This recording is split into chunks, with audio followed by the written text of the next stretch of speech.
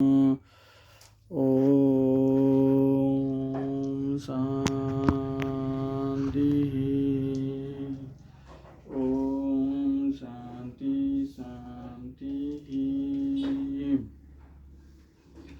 आज हम पढ़ेंगे नल दमयंती की कथा। दमयंती का स्वयंवर और विवाह वैशंपायन जी कहते हैं। जन्मेजय महर्षि बृहस्पति को आते देखकर धर्मराज युधिष्ठिर ने आगे जाकर शस्त्र विधि के अनुसार उनकी पूजा की, आसन पर बैठाया। उनके विश्राम कर लेने पर युधिष्ठिर उनसे अपना वृत्तांत कहने लगे। उन्होंने कहा कि महाराज, कौरवों ने कपट बुद्धि से मुझे बुलाकर छल के साथ जुआ खेला और मुझ अनजान को हराकर मेरा सर्वस्व छीन लिया। इतना ही नहीं, उन्होंने मेरी प्राण प्रिया द्रौपदी को घसीट कर भरी सभा में अपमानित किया। उन्होंने अंत में हमें काली मृगछाला ओढ़ा कर घोर वन में भेज दिया। महर्षि से आप ही बतलाइए कि इस पृथ्वी पर मुझसे भाग्यहीन राजा और कौन है? क्या आपने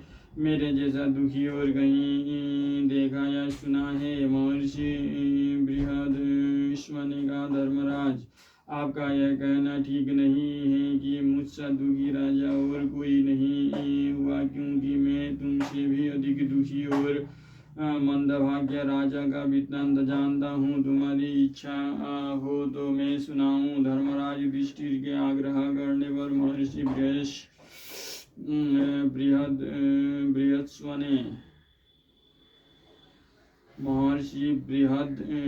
ने कहना प्रारंभ किया। धर्मराज, निषद देश में वीरसेन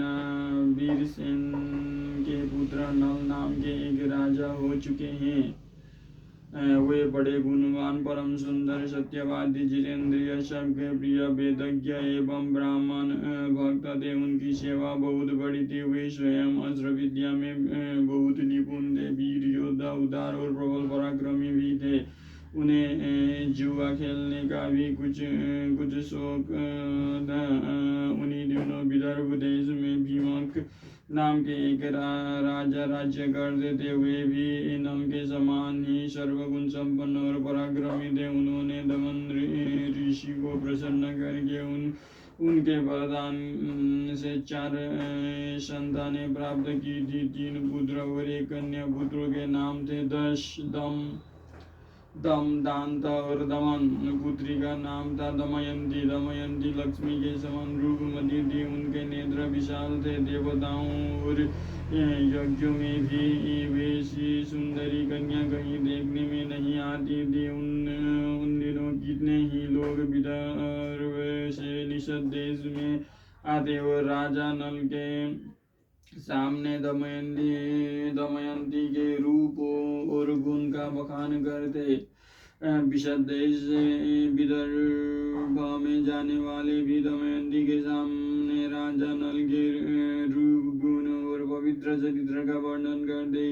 इससे दोनों को हृदय में पारस्परिक अनुराग अंकुरित हो गया। एक दिन राजा नल ने अपने महल के उद्यान में कुछ हंसों को देखा। उन्होंने एक हंस को पकड़ लिया। हंस ने कहा, आप मुझे छोड़ दीजिए तो हम लोग दमयंती के पास जाकर आपके गुणों का ऐसा वर्णन करेंगे कि वो आपको अवश्य वर लेगी। नल ने हंस को छोड़ दिया। वे सब उड़कर विदर्भ देश में गए। दमयंती अपने पास 5 हंसों को देखकर बहुत प्रसन्न हुई और हंसों को पकड़ने के लिए उनकी ओर दौड़ने लगी। दमयंती जिस हंस को पकड़ने के लिए दौड़ती, वही बोल उड़ता कि अरे दमयंती, विषद देश में एक नल नाम का राजा है। वो अश्विनी कुमार के समान सुंदर है। मनुष्य में उसके समान सुंदर और कोई नहीं है। वो मानो मूर्तिमान कामदेव है। यदि तुम उसकी पत्नी हो जाओ तो तुम्हारा जन्म और रूप दोनों सफल हो जाए। हम लोगों ने देवता, गंधर्व, मनुष्य, सर्प और राक्षसों को घूम कर देखा है। नल के समान सुंदर पुरुष कहीं देखने में नहीं आया। जैसे तुम स्त्रियों में रत्न हो वैसे ही नल पुरुषों में भूषण है। तुम दोनों को जोड़ी बहुत ही सुंदर होगी। दमयंती ने कहा, हंस तुम नल से भी ऐसी ही बात कहना। हंस ने निसंदेश में लौट कर नल से दमयंती का संदेश कह दिया। दमयंती हंस के मुंह से राजा नल की कीर्ति सुनकर उनसे प्रेम करने लगी। उसकी आसक्ति इतनी बढ़ गई कि वो रात दिन उनका ही ध्यान करती रहती। शरीर धूमिल और दुबला हो गया। वो दीन सी दिखने लगी। सखियों ने दमयंती के हृदय का भाव ताड़कर विदर्भ राज से निवेदन किया कि आपकी पुत्री अस्वस्थ हो गई है। राजा भीमक ने अपनी पुत्री के संबंध में बड़ा विचार किया। अंत में वो इस निर्णय पर पहुंचा कि मेरी पुत्री विवाह योग्य हो गई है, इसीलिए इसका स्वयंवर कर देना चाहिए। उन्होंने सब राजाओं को स्वयंवर का निमंत्रण पत्र भेज दिया और सूचित कर दिया कि राजाओं को दमयंती के स्वयंवर में पधार कर लाभ उठाना चाहिए और मेरा मनोरथ पूर्ण करना चाहिए। देश विदेश नरपति हाथी घोड़े और रथों की ध्वनि से पृथ्वी को मुखरित करते हुए सज धज कर विदर्भ देश में पहुंचने लगे। भीमक ने सबके स्वागत सत्कार की समुचित व्यवस्था की। देवर्षि नारद और पर्वत के द्वारा देवताओं को भी दमयंती के स्वयंवर में समाचार मिल गया।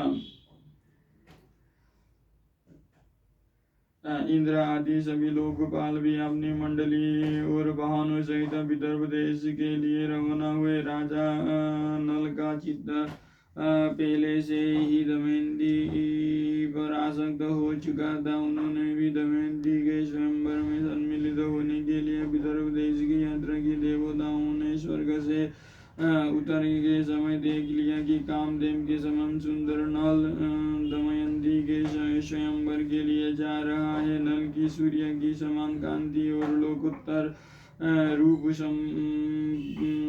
संपत्ति से देवता भी चकित हो गए। उन्होंने पहचान लिया कि यह नल है। उन्होंने अपने विमानों को आकाश में खड़ा कर दिया और नीचे उतर कर नल से कहा, राजेंद्र नल, आप बड़े सत्यव्रती है, आप हम लोगों की सहायता करने के लिए दूत बन जाइए। नल ने प्रतिज्ञा कर ली और कहा कि करूँगा। फिर पूछा कि आप लोग कौन हैं और मुझे दूत बनाकर कौन सा काम लेना चाहते हैं। इंद्र ने कहा, हम लोग देवता हैं, मैं इंद्र हूँ और मैं अग्नि वरुण और यम हूँ। हम लोग दमयंती के लिए यहाँ आए हैं। आप हमारे दूत बनकर दमयंती के पास जाइए और कहिए कि इंद्र वरुण अग्नि और यम देवता तुम्हारे पास आकर तुमसे विवाह करना चाहते हैं। इनमें से तुम चाहे जिस देवता को पति के रूप में स्वीकार कर लो। नल ने दोनों हाथ जोड़कर कहा कि देवराज, वहाँ आप लोगों के और मेरे जाने का एक ही प्रयोजन है, इसीलिए आप मुझे दूत बनाकर वहाँ भेजे। यह उचित नहीं है। जिसकी किसी स्त्री को पत्नी के रूप में पाने का इच्छा हो चुकी हो, वो भला उसको कैसे छोड़ सकता है और उसके पास जाकर ऐसी बात कह ही कैसे सकता है। आप लोग कृपया इस विषय में मुझे क्षमा कीजिए। देवताओं ने कहा, नल, तुम पहले हम लोगों से प्रतिज्ञा कर चुके हो कि मैं तुम्हारा काम करूंगा। अब प्रतिज्ञा मत तोड़ो, अविलंब वहाँ चले जाओ। नल ने कहा, राजमहल में निरंतर कड़ा पहरा रहता है, मैं कैसे जा सकूंगा। इंद्र ने कहा, आओ तुम वहाँ जाओ, तुम वहाँ जा सकोगे। इंद्र की आज्ञा से नल ने राजमहल में बेरोक टोक प्रवेश करके दमयंती को देखा। दमयंती और सखियां भी उसे देखकर अवाक रह गई। वे इस अनुपम सुंदर पुरुष को देखकर मुग्ध हो गई और लज्जित होकर कुछ बोल न सकी।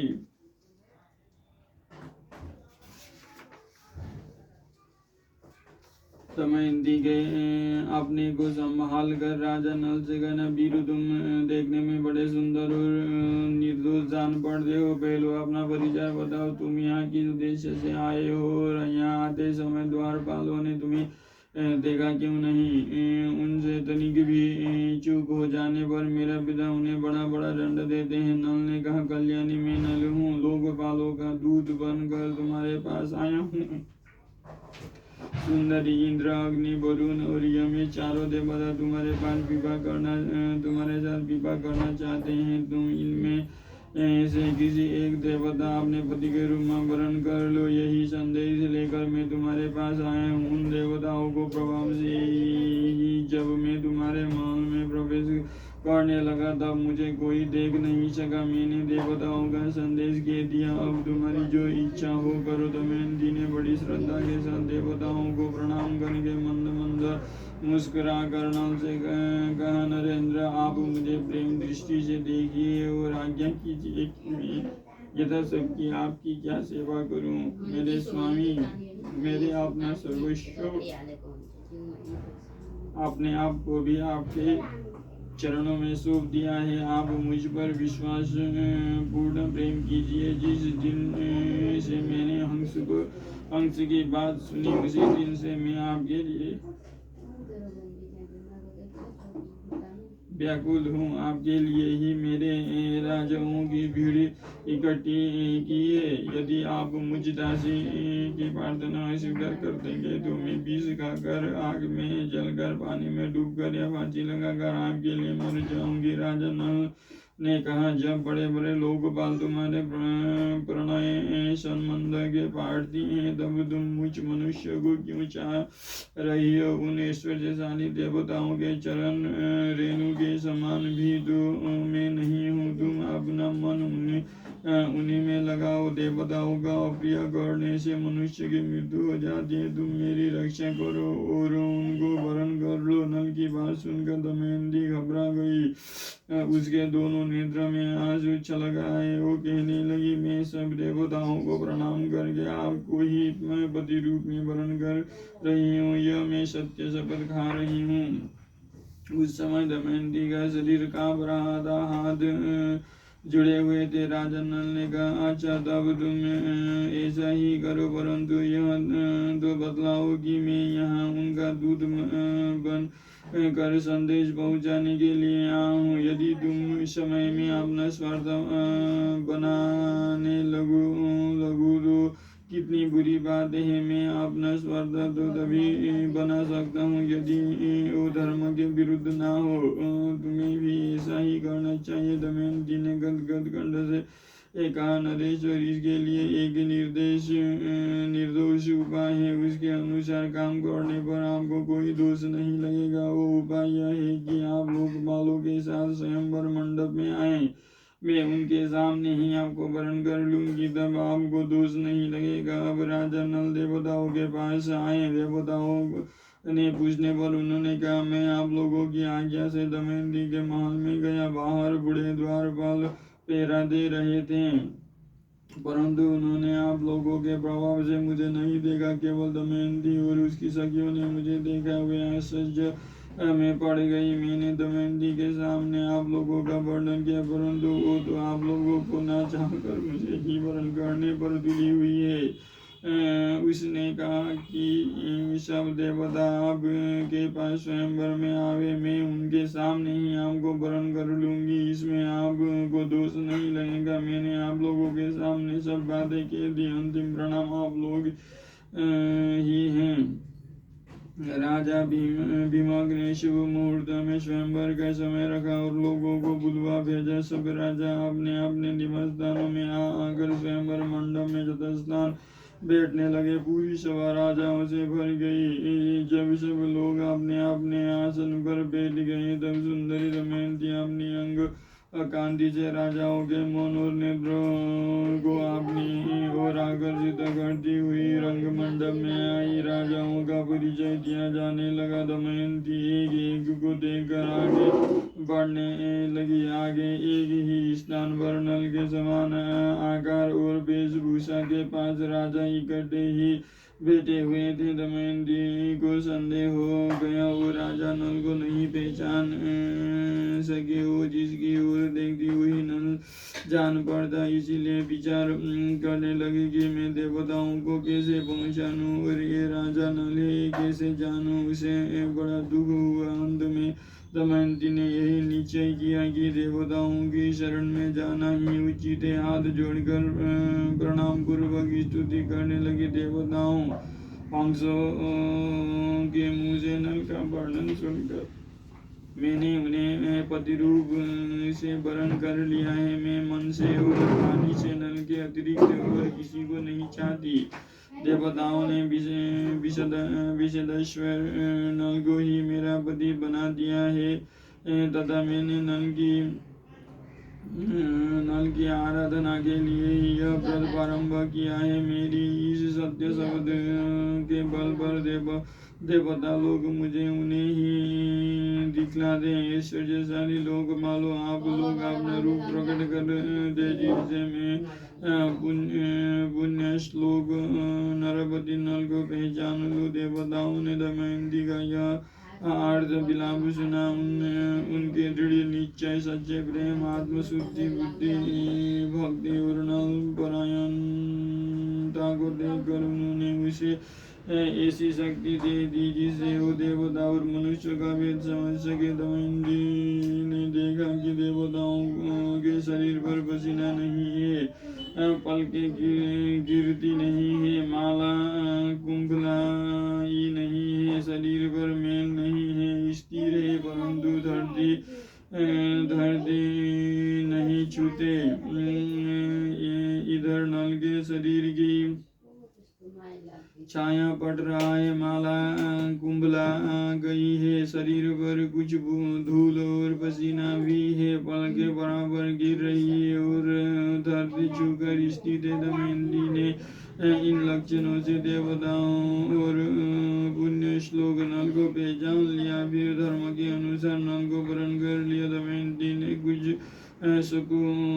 चाकर घूंघट काट लिया और नल के गले में वरमाला डाल दी। देवता और महर्षि साधु कहने लगे, राजाओं में हाहाकार मच गया। राजा नल ने आनंदातिरेक से दमयंती का अभिनंदन किया। उन्होंने कहा, कल्याणी, तुमने देवताओं के सामने रहने पर भी उन्हें वरण न करके मुझे वरण किया है, इसलिए तुम मुझको प्रेम परायण पति समझना। मैं तुम्हारी बात मानूंगा। जब तक मेरे शरीर में प्राण रहेंगे तब तक मैं तुमसे प्रेम करूंगा। यह मैं तुमसे शपथ पूर्वक सत्य कहता हूँ। दोनों ने प्रेम के एक दूसरे का अभिनंदन करके इंद्रादि देवताओं को शरण ग्रहण की। देवता भी बहुत प्रसन्न हुए। उन्होंने नल को 8 वर दिए। इंद्र ने कहा, नल, तुम्हें यज्ञ में मेरा दर्शन होगा और उत्तम गति मिलेगी। अग्नि ने कहा, जहाँ तुम मेरा स्मरण करोगे वहीं मैं प्रकट हो जाऊंगा और मेरे ही समान प्रकाशमय लोग तुम्हें प्राप्त होंगे। यमराज ने कहा, तुम्हारी बनाई हुई रसोई बहुत मीठी होगी और तुम अपने धर्म में दृढ़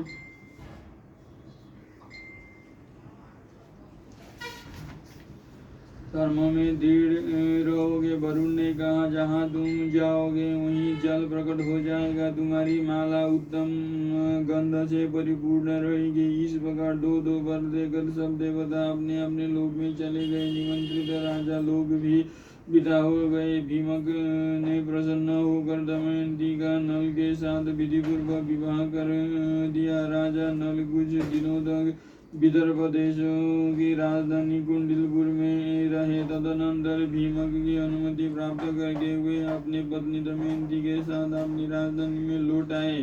राजा नल अपनी राजधानी में धर्म के अनुसार प्रजा का पालन करने लगे। सचमुच उनके द्वारा राजा नाम सार्थक हो गया। उन्होंने अश्वमेध आदि बहुत से यज्ञ किए। समय आने पर दमयंती के गर्भ से इंद्रसेन नामक पुत्र और इंद्रसेना नामक कन्या का भी जन्म हुआ।